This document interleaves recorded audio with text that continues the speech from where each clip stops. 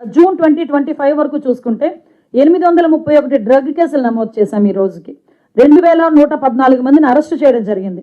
23,770 కిలోల గంజాయి plus 27 litres యాషిష్ oil కూడా పట్టుకోవడం జరిగింది. 2093 వాహనాలు సీజ్ చేయడం జరిగింది.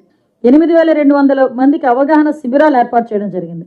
ఇక్కడ ఈ హ్యాషిష్ ఆయిల్ దగ్గర ఒక విషయం చెప్పాలి. నేను మొన్న పాడేరు వెళ్ళా, ఈ ఆల్టర్నేటివ్ క్రాప్స్ డిస్ట్రిబ్యూషన్ చేయడానికి నేను రవికృష్ణ గారు ఇద్దరం కలిసి వెళ్ళాం.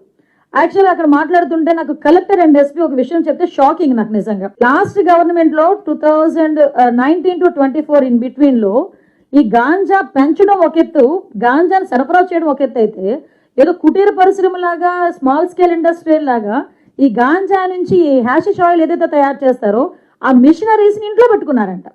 ఇంట్లో పెట్టుకుని వాళ్ళే ప్రిపేర్ చేసి ఆ ఆయిల్ని కూడా సరఫరా చేసే పొజిషన్.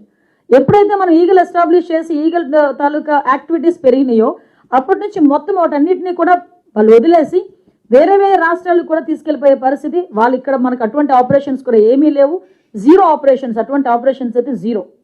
ఇది కూడా one of the best result.